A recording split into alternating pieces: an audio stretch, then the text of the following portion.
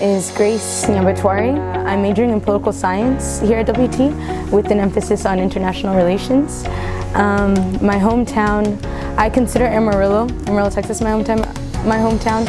Originally, I'm from the Democratic Republic of the Congo, so I was born in Uvira, Congo, but I grew up in the United States, so whenever they're like hometown, I'm just like Amarillo. So I'm Claudia, and Correa is my last name, so I am the Human Resources Manager at Catholic Charities in Texas Panhandle here in Amarillo, Texas. And right now we are located at 1900 North Spring Street in Amarillo, Texas. I'm Maribel Burton. I am the Interfaith Hunger Program Store Manager. So my project was kind of like a toiletry drive, but for toilet paper.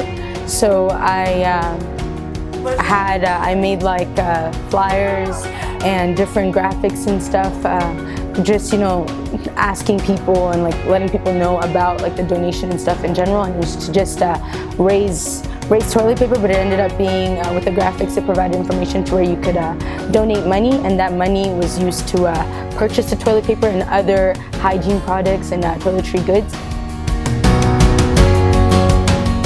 The organization that I worked with was Catholic Charities of the Texas Panhandle in Amarillo and stuff, but I knew about them, or kind of like started working with them. I used to volunteer with them already, especially when I kind of discovered them when I was still in high school. I would I completed my service hours, or most of my service hours, for National Honor Society.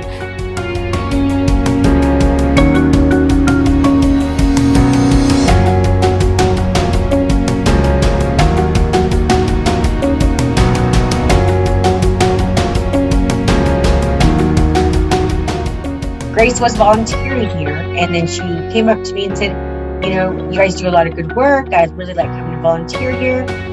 But what other needs do you guys have? And then I explained to her that we used to have a donor who all they did was donate toilet paper to us. That's the only thing they donated. And we have a lot of clients who still ask for that. They're used to getting toilet paper with their food box that we give them every month. And so they would ask us, do you have any toilet paper? Do you have any toothpaste or bar soap? You know, those kinds of things.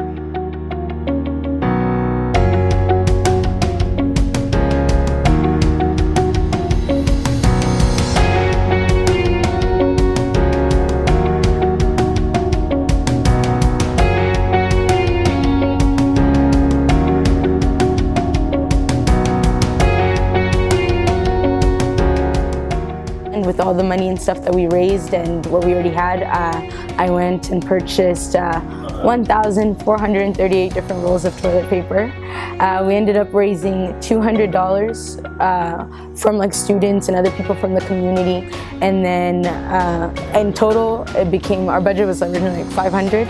And so with the 200 raised, it became 700. And so with all that, I remember purchasing 990 different rolls from Sam's Club, and like 400 something from like Dollar Tree, and just like all over town and stuff. At first I was afraid that I was gonna cause like another toilet paper shortage. But after purchasing all of them, we took them down, me and my dad and like my sister helped me. We drove them down to Catholic Charities of the Texas Panhandle, and we delivered them there. So.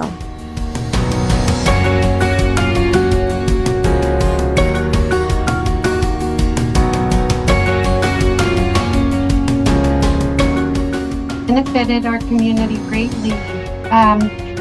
We don't have a lot of people who donate toilet paper, so for our clients to be able to not have to worry about certain things, yeah, one roll of toilet paper may not be much, but for them it helps them, and they do come in and they do ask for that one roll. On top of the toilet paper, Grace also brought shampoos, conditioners, bars of soap, and deodorant. We do get a lot of people who specifically come in asking for those items, so it's nice to have those items available to give it to them whenever they need them.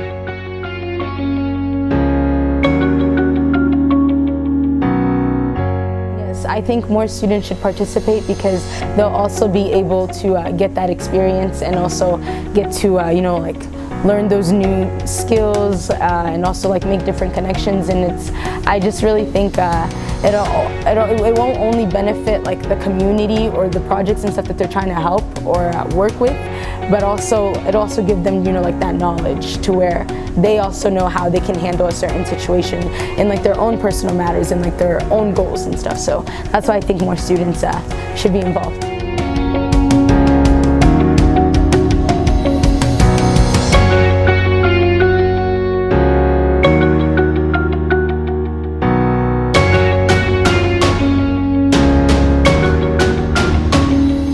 So I would definitely say thank you to for letting them choose us. I'm sure there was other organizations they could have chosen to help out, and we appreciate that they did choose us. We would love, of course, to be on their the next time they're looking for another donation or another way to donate their time or any type of product. We'd be more than willing to work with them. I really want to tell them thank you for opening up their hearts and especially their minds, and for just thinking about helping someone else. Honestly, Grace's pictures really show how much the community came together in her project to help so many people out, and unless you see all the people, it's really hard to grasp what a difference they make. Just donating the toilet paper to somebody doesn't show the gratefulness until you see the person's face.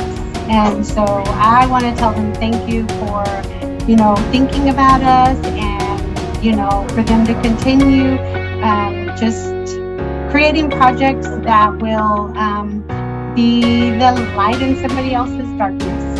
You know, the donors in the President's Circle, if it wasn't for you guys, first of all, I wouldn't have been able to have this opportunity, and all the people and stuff that benefited from the community wouldn't even have had, you know, they wouldn't have been able to, you know, receive those benefits and stuff and that help and stuff that they needed.